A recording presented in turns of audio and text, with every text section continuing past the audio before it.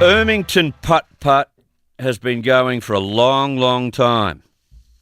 About 45 years, in fact. Now, perhaps you're one of the 4 million people who've turned up at Ermington to spend a really, really fun family day, or perhaps you're one of the 20,000 kids who had their birthday party there. I know I had one birthday party for the kids there at Ermington. Maybe you can tell us about some of the holes in one you hit.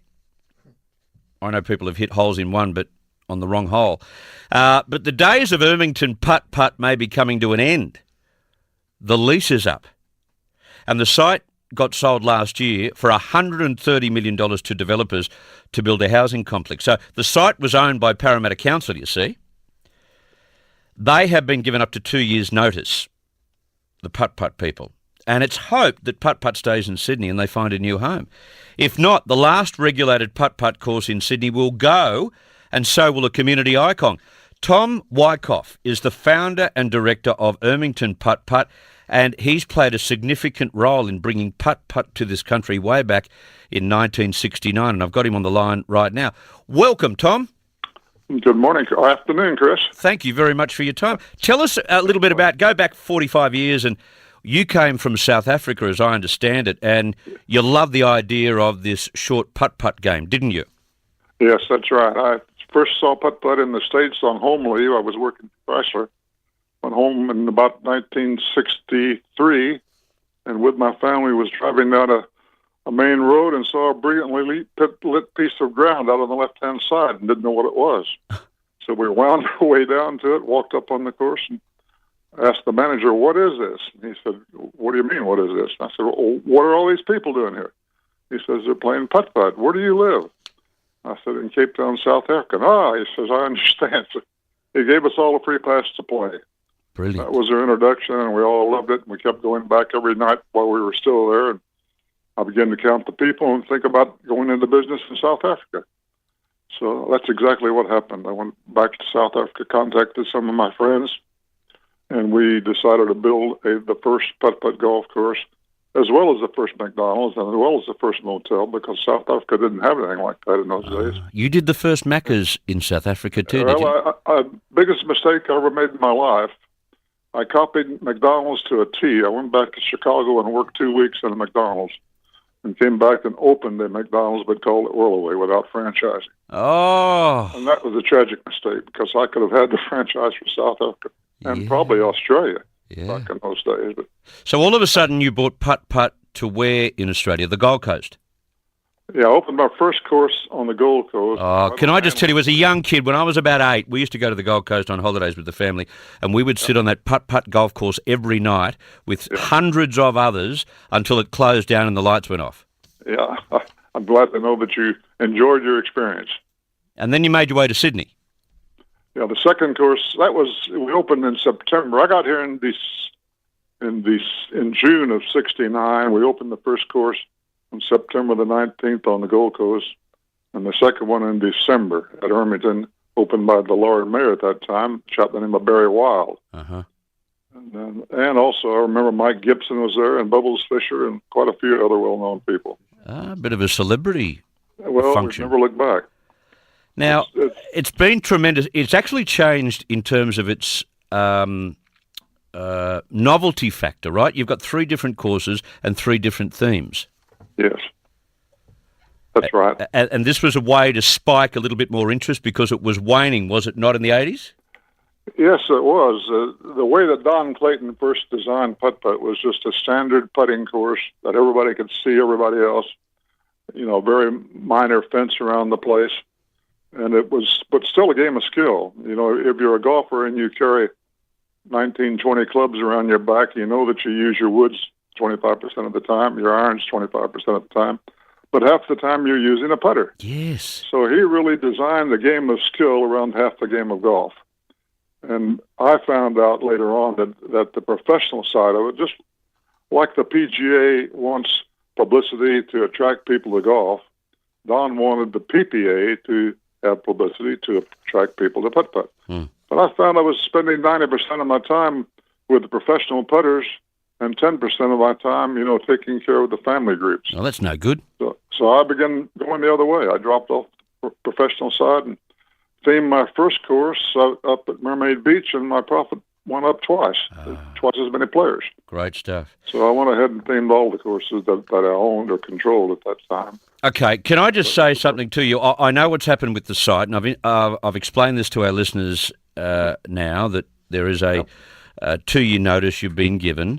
I do hope they're looking after you. Now, I spoke with Parramatta Lord Mayor Scott Lloyd last month, on January the 23rd, not long ago, about 2 weeks ago, and I asked him, without notice, by the way, about the future of the Ermington Putt Putt course. Have a listen to how he replied to me. The site there is a private operator now, and we have sold the piece of land, but there is no termination date. They're still open for business.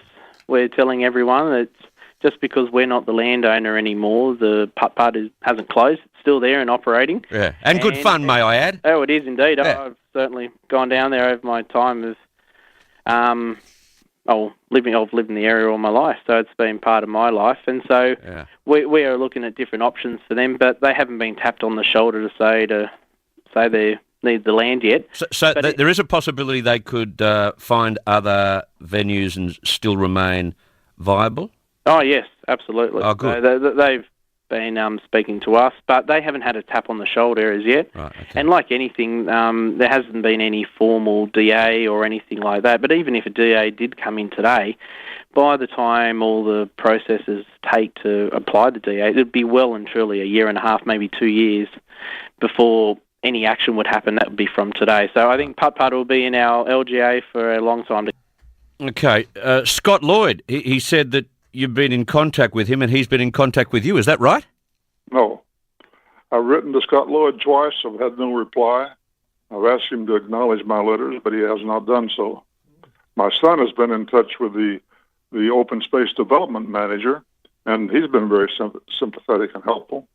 But I've sent the mayor a site plan on Ryde Park that we would like to have. Uh-huh. And I've had no reply. Rydalmere Park. So this is the park that's next to the site? It's 3 kilometres towards Parramatta from the site that we now occupy. Oh, right. Okay, so further towards Parramatta, near the Family Inn, is that right? That's it.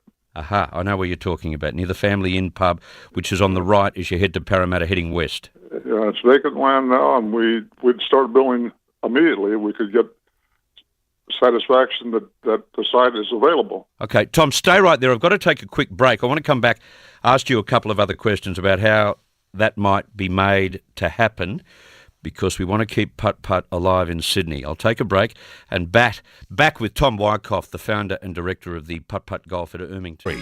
Now it's back to Chris Smith. Tom Wyckoff is on the other end of the telephone, founder and director of Ermington Putt Putt Golf, but really the founder of Putt Putt in Australia back in 1969. Peter is a caller and obviously a Putt Putt fan and wants to say something to Tom. Go ahead, Peter. Tom's listening. Hey, good afternoon, Tom. Thanks for taking my call. I just wanted to say thank you to you and all the staff over at Putt Putt for allowing. I'm a member of the New South Wales Putters Association, and we hold our tournaments there every month. And I just wanted to say thank you for what you guys have all done for us. Hours and hours of fun, I bet, Peter. It is. A couple of years ago, we actually held a fundraiser for Westmead Children's Hospital there. My brother-in-law played 24 hours of mini golf and broke a world record and raised $9,000 for the oncology unit at Westmead. And that was all thanks to the great staff at Hermington. Yeah, great stuff. Tom, just talk about the popularity of Putt Putt. It's still got years and years of use and popularity left yet, surely.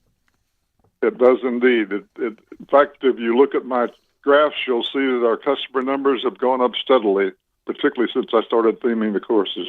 Yeah. And we're doing well over 100,000 people now at Ermington per year. If you want to make a date at Ermington Putt Putt, you can go to puttputt.com.au or call 98582190. Yep.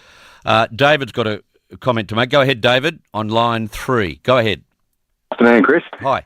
Just regarding that great facility at Ermington there, I grew up in Parramatta for 28 years, and I can't tell you how many times I'd been there with mates, with growing up as a kid myself, taking my own kids, and I hope the Parramatta Lord Mayor's listening to these calls, because to lose it from just that site, which has been a site for many, many, many, many years, to move it up to Rydalmere would be totally different. But the people of Western Sydney really deserve a Putt Putt, and I agree with that previous caller that it's a great facility, and I hope that Western Sydney never lose Putt Putt. Well said, well said. Tom, there was a bloke by the name of Alex Cox, and he set a world record at Ermington. He shot 1,516 holes in 24 hours. Is that right?